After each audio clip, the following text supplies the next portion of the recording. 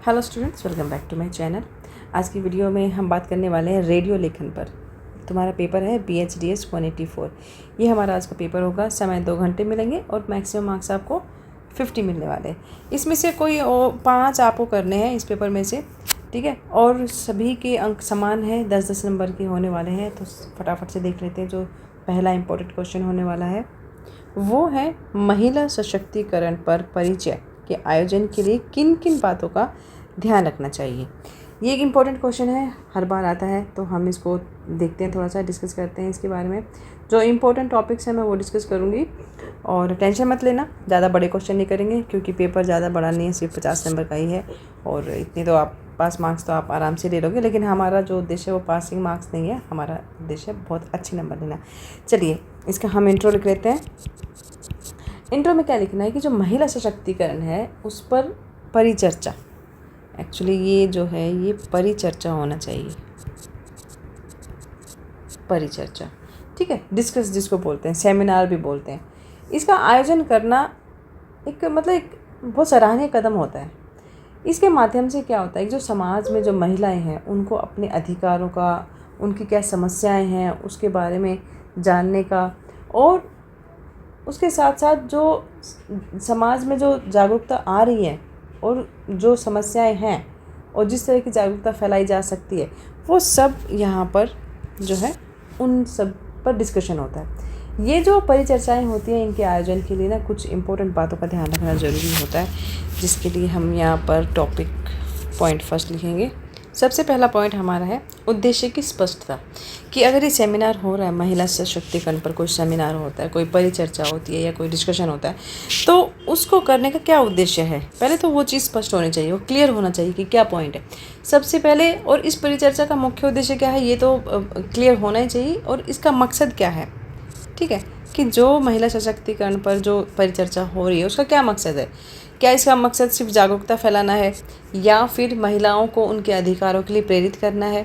कभी कभी ये भी होता है ना कि आयोजन जो है वो किसी एक पर्टिकुलर सब्जेक्ट पर होता है।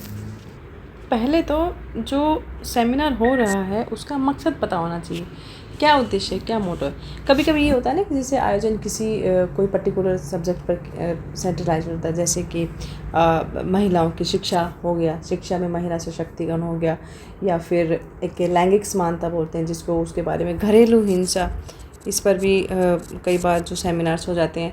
और कहने का मतलब ये है कि जो भी उद्देश्य हो रहा है, जिस भी उद्देश्य के लिए जो सशक्तिकरण पर जो परिचर्चा होने वाली है उसका टॉपिक और उसके उद्देश्य स्पष्ट होना चाहिए। सेकंड है सही विषय कि सही सब्जेक्ट का। पहला हो गया कि उद्देश्य क्या है उस सेमिनार का, दूसरा है कि उसका टॉपिक क्या है, किस विषय पर जो सेमिनार हो रहा है उसका क्या है, क्या मतलब किस टॉपिक पे बहस होने वाली है, चर्चा होने वाली है, उस पर हम बात करेंगे। इसमें है कि अगर मान लीजिए कोई भी सेमिनार हो रहा है उसके लिए जो सब्जेक्ट है वो ऐसा होना चाहिए कि अगर जो आज के समय में क्या हो, प्रासंगिक हो, ठीक है। प्रासंगिक मतलब जिसकी आज के टाइम में कुछ उपयोगिता हो और जिसके साथ साथ जो श्रोता हैं उनको सोचने पर मजबूर करे, ठीक है।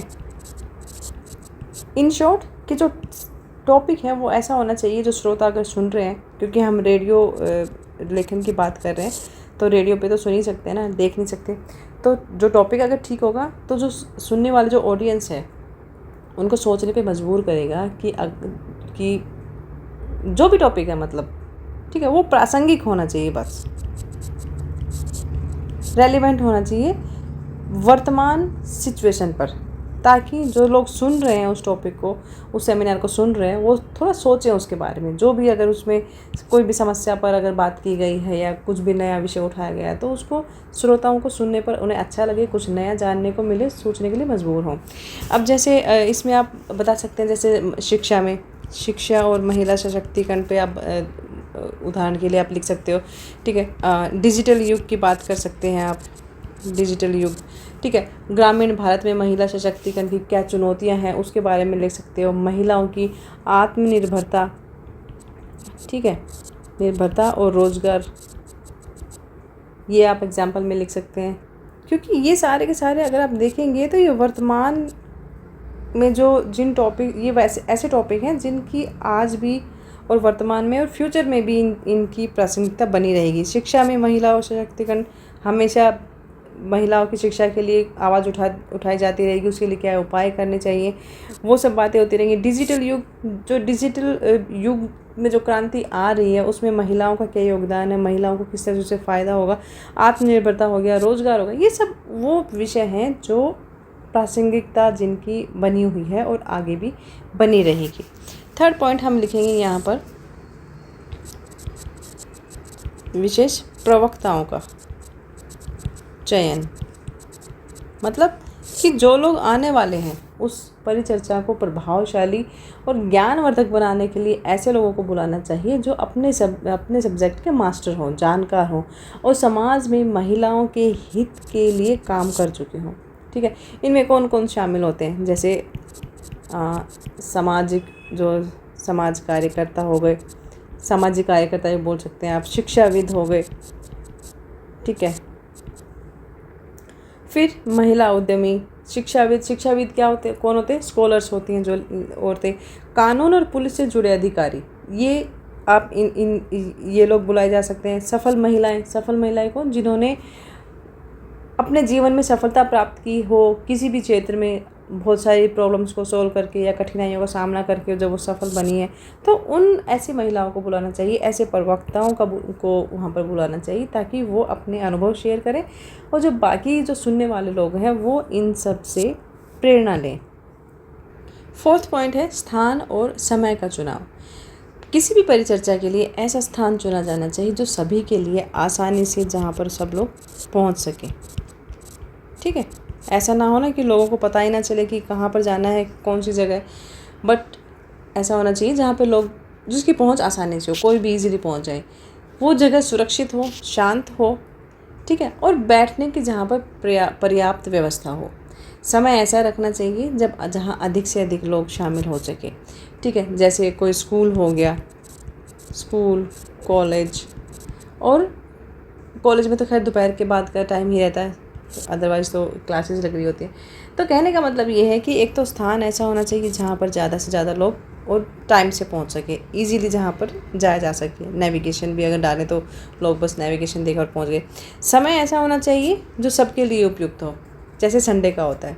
ठीक है, या फिर कोई गज़टेड हॉलीडे हो गया, तो उसमें क्या होता है ना कि छुट्टी होती है। बाकी वीकडेज़ में तो इतना पॉसिबल नहीं हो पाता है सबके लिए, लेकिन जब छुट्टियाँ होती हैं या संडे हो गया, ठीक है, तो ऐसे में लोग जो हैं वो थोड़ा सा अपने आप को फ्री समझ लेते हैं कि हम जा सकते हैं। ठीक है, फिफ्थ है श्रोताओं का चयन, श्रोताओं का चुनाव। श्रोता कौन होते हैं, सुनने वाले, ऑडियंस। अब इस चीज़ का भी ध्यान रखना है कि इस कार्यक्रम में किस तरह के लोग शामिल हो रहे हैं, ये भी तय होना चाहिए ना। छात्र हो गए, शिक्षक, महिलाओं के लिए तो है ही, गृहिणियाँ। ठीक है, और जितनी भी ग्रामीण क्षेत्र की महिलाएं हैं, वो युवा वर्ग, जितने भी युवा हैं, इन सभी की जो भागीदारी है, इन सब का वहाँ पर होना ज़रूरी होता है। लेकिन किस वर्ग को प्राथमिकता दी जाएगी वो परिचर्चा में जो सब्जेक्ट पर बात की जा रही है उस पर डिपेंड करता है। सिक्स पॉइंट है हमारा तकनीकी और लॉजिस्टिक व्यवस्था, जैसे माइक्रोफोन हो गए। ठीक है, माइक्रोफोन हो गए, प्रोजेक्टर हो गए और स्क्रीन, ये चीज़ें यूज़ होती है ना। इन तकनीकों की हेल्प से ही चीज़ें जो है वो टाइम से तैयार रहनी चाहिए, ये सारी चीज़ें जब सेमिनार हो रहा होता है। दूसरी चीज़ है पीने का पानी हो गया, बैठने की व्यवस्था। अगर मान लीजिए कार्यक्रम काफ़ी लंबा जा रहा है तो उसमें भोजन और नाश्ते की व्यवस्था भी ज़रूरी होनी चाहिए। फिर रजिस्ट्रेशन, ठीक है, रजिस्ट्रेशन की प्रक्रिया जो है वो पहले से ही तय होनी चाहिए। तो ये जो है ये प्रोसीजर होता है जो एक अच्छे सेमिनार को सक्सेसफुल बनाने में हेल्प करता है। नेक्स्ट देखते हैं संचालन और समय प्रबंधन।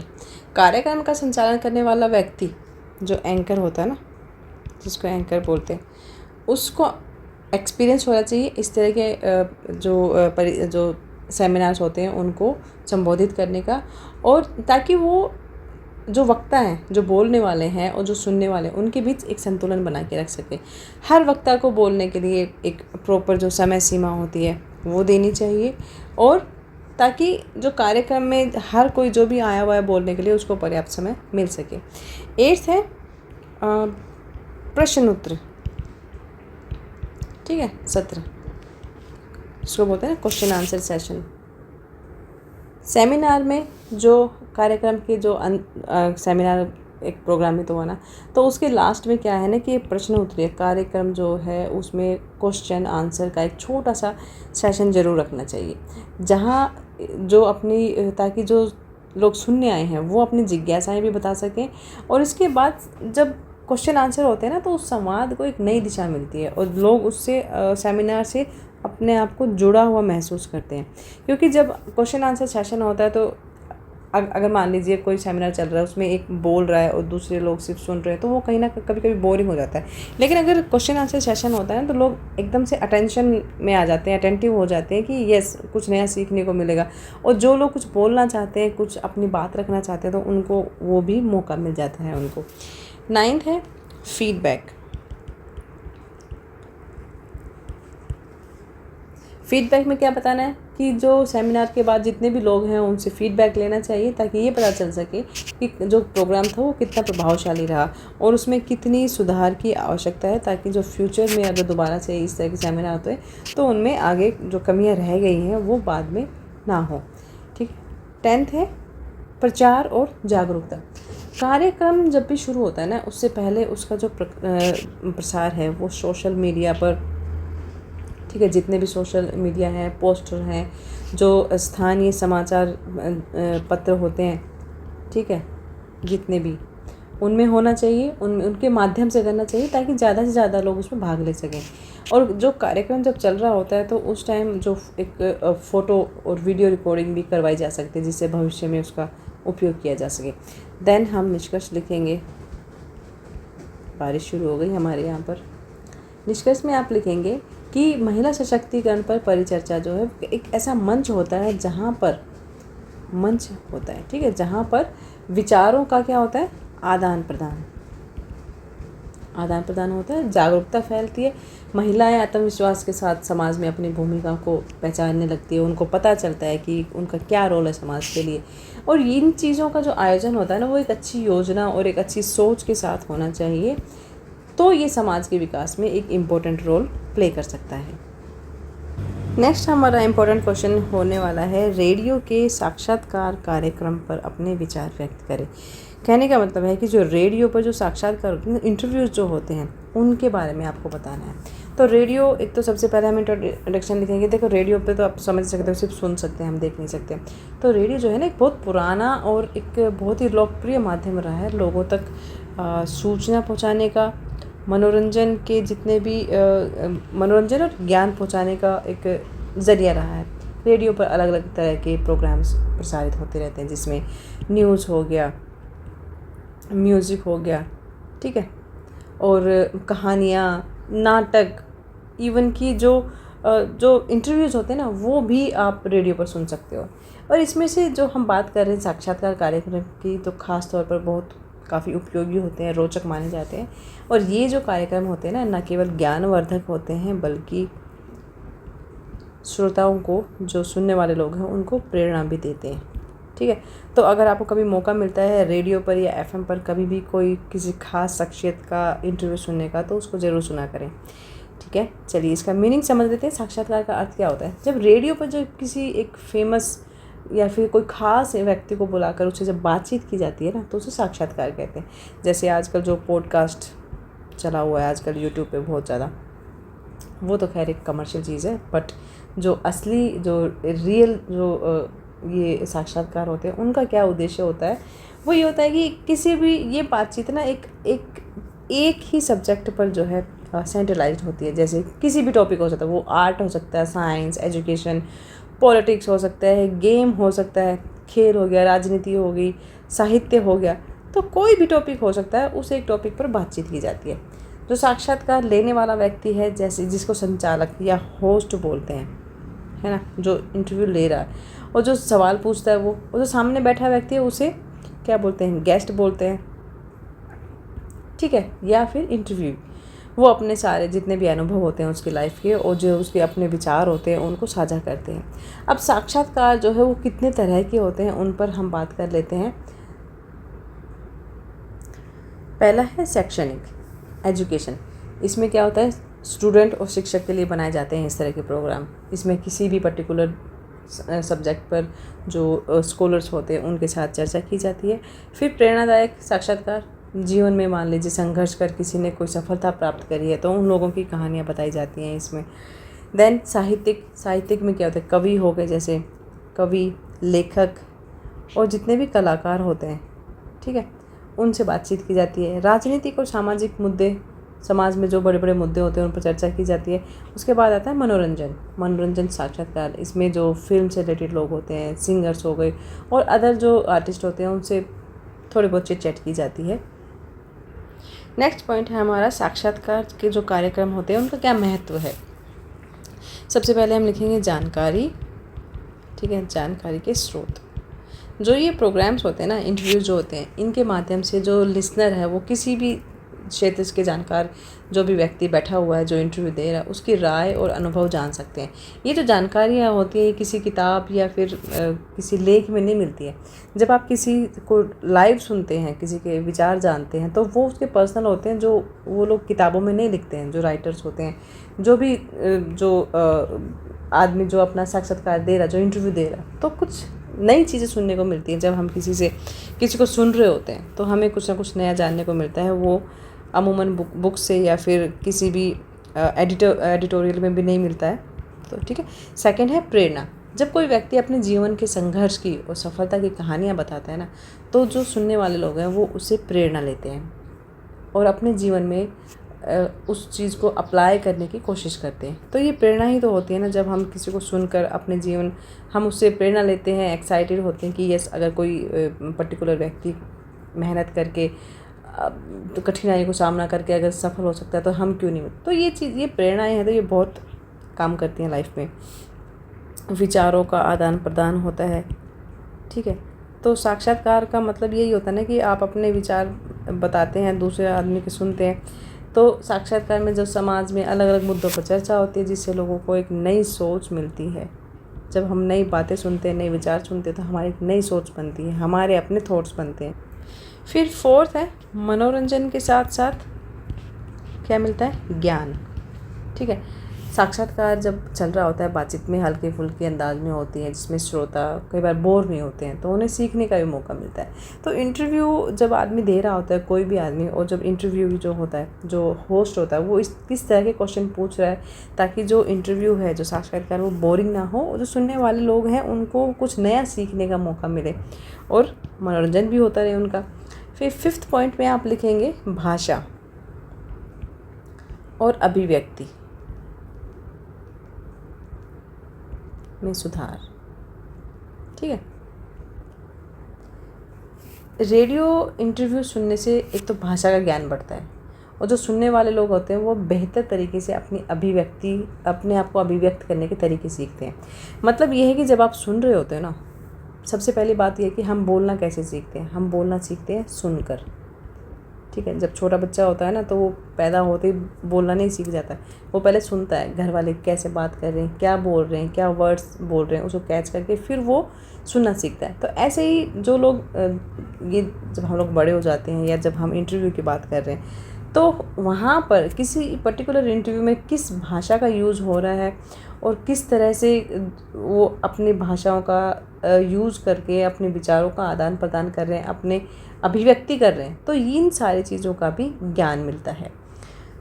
सिक्स्थ है साक्षात्कार की उपयोगिता, कि क्या ज़रूरत है इसकी, क्यों होना चाहिए। आज जब सोशल मीडिया और टेलीविज़न का ज़माना है ना, तब भी रेडियो पर जो इंटरव्यूज़ होते हैं उनकी अपनी एक अलग ही पहचान बनी हुई है। ख़ास तौर पर जब गांव के जो दूर दराज के इलाके हैं, वहाँ पर तो रेडियो आज भी एक बहुत ही सुलभ और सस्ता माध्यम माना जाता है। हर इंसान के पास वहाँ पर रेडियो मिल जाएगा। टीवी ना हो, बट रेडियो हर किसी के पास मिल जाता है।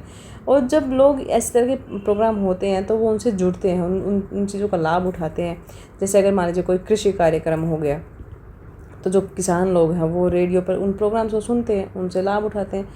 और कई बार विद्यार्थी हो गए, कोई कॉम्पिटिटिव एग्ज़ाम की तैयारी कर रहे हैं, तो इस तरह के प्रोग्राम्स भी होते हैं जो उनको काफ़ी लाभ पहुंचाते हैं। निष्कर्ष लिख देना बाद में।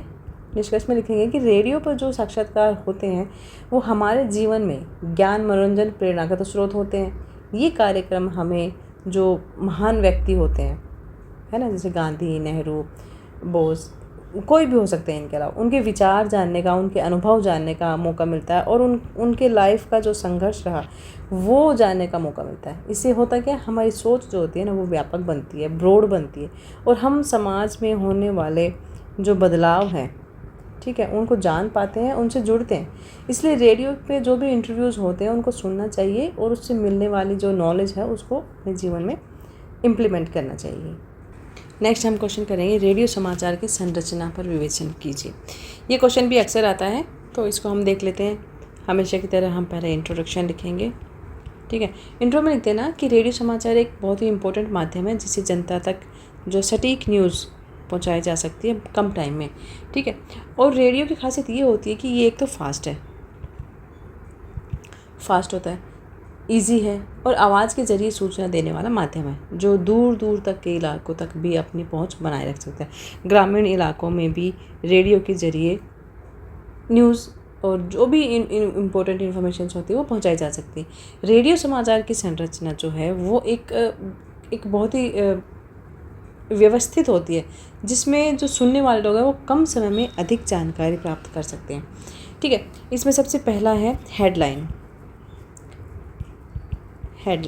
ठीक है।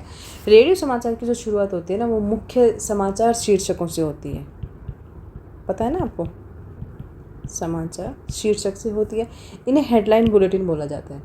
ये 3 से 5, ये स्टार्टिंग में 3 से लेकर 5 कुछ इंपॉर्टेंट न्यूज़ होती हैं जो एक वाक्य में बताई जाती है। आपने देखा होगा ना आजकल ब्रेकिंग न्यूज़ आती हैं तो उसमें छोटी छोटी न्यूज़ होती हैं। तो इनका उद्देश्य होता है श्रोताओं को ये बताना कि उन्हें आगे किन समाचारों की जानकारी मिलेगी। तो ये हेडलाइंस देते थे, जैसे कि हम जब अपना आंसर लिखते थे पहले हेडिंग्स देते थे ना और उसके बाद हम उसका एक्सप्लेनेशन करते हैं। सेम उसी तरह से पहले हेडलाइंस दे दी जाती हैं, उसके बारे में उन हेडलाइंस को डिटेल में बताया जाता है। हेडलाइन में जो एक तो उनको संक्षिप्त रखा जाता है और जो स्पष्टता होती है वो होनी चाहिए, अवश्य होनी चाहिए। जैसे कि एग्जाम्पल अगर मैं लिखूँ, प्रधानमंत्री ने आज नई दिल्ली में कैबिनेट की अध्यक्षता की। सिंपल सा है, पूरा इन्फॉर्मेशन है, इसमें कोई इधर उधर की बात नहीं है। मतलब जो न्यूज़ है साफ़ है, सटीक है और लोगों तक समझ में आने वाली है। सेकंड लिखेंगे हम मुख्य समाचार। हेडलाइन के बाद बारी आती है मुख्य समाचार की। विस्तृत इसमें जो प्रमुख राष्ट्रीय हो गया, इसमें किन किन बातों पर चर्चा की जाती है। राष्ट्रीय नेशनल न्यूज़ हो गई, अंतर्राष्ट्रीय हो गई, ठीक है, अंतर्राष्ट्रीय। राजनीतिक हो गया, राजनीतिक बातें या आर्थिक मुद्दों पर बातचीत हो गई, गेम हो गया और मौसम से जुड़ी खबरें शामिल होती हैं। हर खबर को जो है 20 से 30 सेकंड में पूरी करने की कोशिश की जाती है। जैसे इसकी जो मेन मुख्य जो विशेषताएं अगर मैं बताऊं तो होता है कि वो संक्षिप्त होनी चाहिए एक तो, ठीक है, छोटा होना चाहिए, दूसरा तथ्यात्मक होना चाहिए, उसके प्रूफ होने चाहिए, फैक्ट, ठीक है, क्रमबद्ध रूप से खबरें जो है पहले जैसे सबसे पहले इम्पोर्टेंट न्यूज़ बतानी चाहिए, उसके बाद कम महत्वपूर्ण खबरें जो होती हैं। तथ्यात्मक का मतलब होता है कि समाचार में सिर्फ तथ्य होते हैं, कोई राय या भावनात्मक भाषा वगैरह नहीं होती है, सिर्फ तथ्य बताए जाते हैं। संक्षिप्तता, समाचार छोटा और सारगर्भित होना चाहिए। नेक्स्ट, समाचार की भाषा शैली। रेडियो समाचार की जो भाषा है वो बहुत ही सीधी और सरल, ठीक है, और औपचारिक होनी चाहिए ताकि जो सुनने वाले लोग हैं वो सुनकर इस चीज़ को समझ लें, ठीक है। और जो वाक्य होते हैं, वाक्यों को छोटा होना चाहिए, स्पष्ट होना चाहिए और आसानी से समझने वाले होने चाहिए, ठीक है। किसी भी प्रकार की अस्पष्टता से बचना चाहिए। जैसे जो कठिन शब्द होते हैं उनसे परहेज करना चाहिए, ठीक है, कठिन शब्द नहीं डालने चाहिए। सक्रिय वाक्यों का प्रयोग करना चाहिए और बिना पक्षपात के जो तथ्य होते हैं उनको प्रस्तुत करना चाहिए, ठीक है। फिर समाचार का क्रम।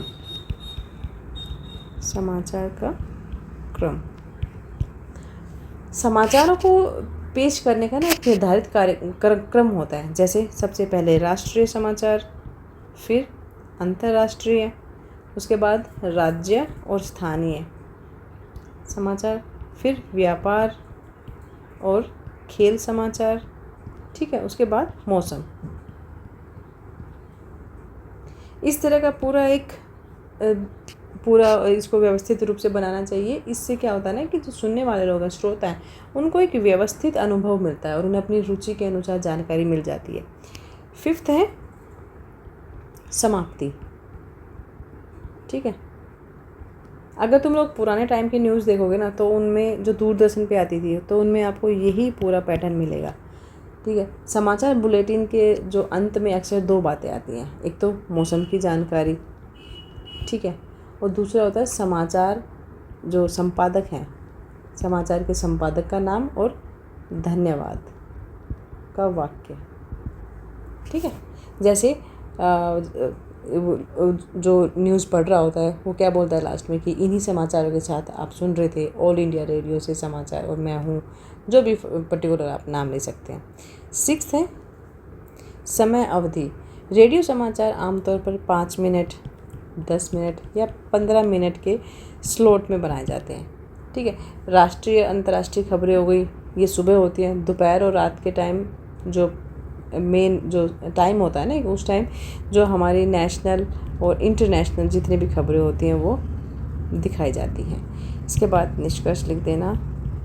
इसमें लिख दें, रेडियो समाचार की संरचना बहुत ही सुसंगठित, सरल और प्रभावशाली होती है।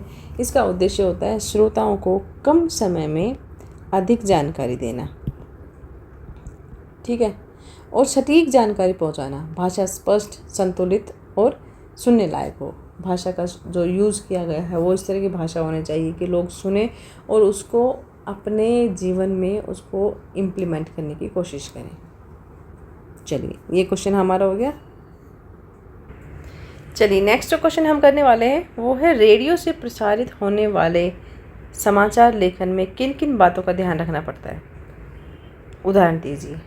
तो इसमें हम बताएंगे कि सबसे पहले इंट्रो, कि रेडियो जो है ना वो एक सुनने का माध्यम है जो समाचारों को प्रभावशाली और जन सामान्य तक पहुंचने के लिए एक इम्पोर्टेंट भूमिका निभाता है, ठीक है। इसके माध्यम से ग्रामीण, शहरी, शिक्षित और अल्प शिक्षित कि ग्रामीण, शहर के लोग, शिक्षित, कम शिक्षित लोग, सभी वर्गों तक जो है क्या पहुंचती है, सूचनाएं, ठीक है, सूचनाएं पहुंचाने का काम करता है। चूँकि रेडियो पर आप दृश्य नहीं देख सकते हैं, इसके लिए जो समाचार लेखन की शैली, उसकी भाषा, उसको किस तरह से प्रस्तुत किया गया है, उसकी जो संरचना है उसको ध्यान में रखना पड़ता है। उसमें सबसे ज़्यादा सावधानी बरतनी पड़ती है।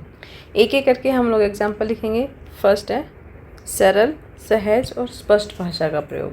रेडियो पर जो समाचार सुनने वाले व्यक्ति होते हैं ना, वो कम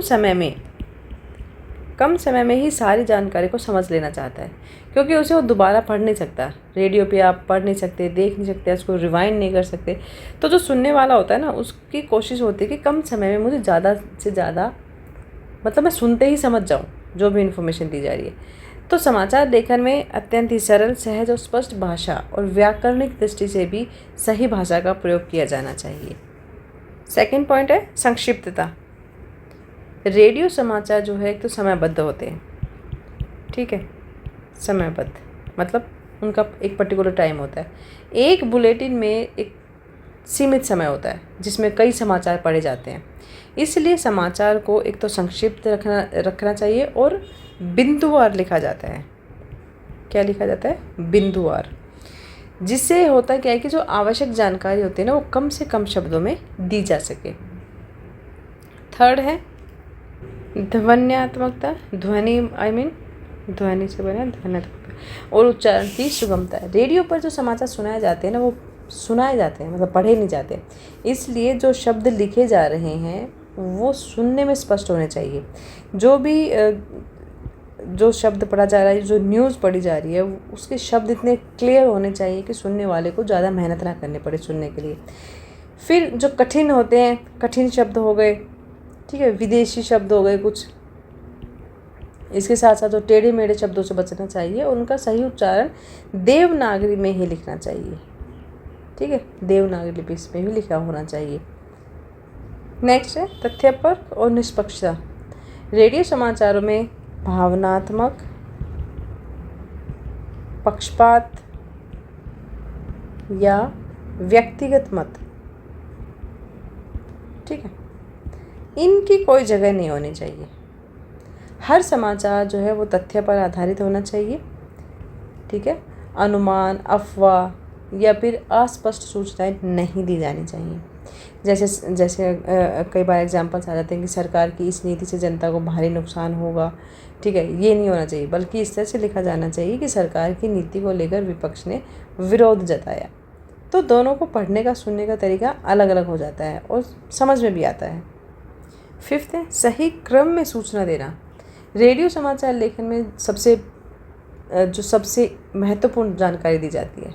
ठीक है, फिर धीरे धीरे जो अदर विवरण होते हैं, अन्य सब्जेक्ट होते हैं, उनको शामिल किया जाता है।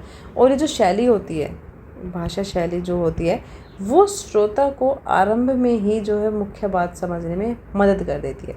मतलब अगर सूचनाएं सही क्रम में होंगी, जैसे सबसे पहले सबसे इम्पोर्टेंट न्यूज़ होगी, फिर उसके बाद जो पूरा क्रम आता है, तो उससे होता है क्या है कि जो सुनने वाला श्रोता है उसको वो प्रारूप समझ में आ जाता है न्यूज़ का। सिक्स्थ है संवेदनशीलता।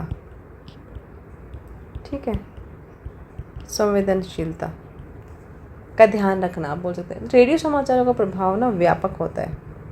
क्यों? क्योंकि ये एक काफ़ी लोगों तक पहुंच होती है इसकी। इसलिए किसी भी प्रकार की जाति, धर्म, ठीक है, क्षेत्र, लिंग, समुदाय, इनके विरुद्ध अपमानजनक भाषा का प्रयोग करने से बचना चाहिए। भाषा का प्रयोग नहीं होना चाहिए।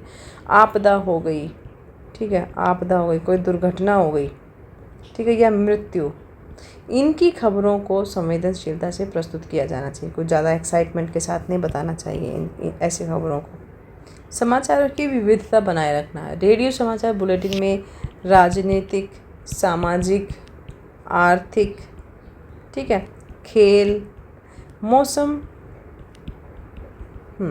अंतर्राष्ट्रीय खबरें, ठीक है, और स्थानीय खबरें, इनका संतुलन होना चाहिए। क्या होना चाहिए? इन सब का संतुलन होना चाहिए, ताकि हर वर्ग के श्रोता की उसमें रुचि बनी रहे और वो अपने जो भी सब्जेक्ट है उनका जो सुनने के लिए बैठे हुए उसकी जानकारी मिल सके। इसके बाद निष्कर्ष लिख देंगे हम। निष्कर्ष में लिखेंगे रेडियो समाचार लेखन ना केवल एक कला है बल्कि एक जिम्मेदारी है। ठीक है, एक जिम्मेदारी है। इसकी शैली मौलिक रूप से सुनने के माध्यम से अनुकूल होनी चाहिए, अर्थात स्पष्ट, संक्षिप्त, तथ्यात्मक, प्रभावी।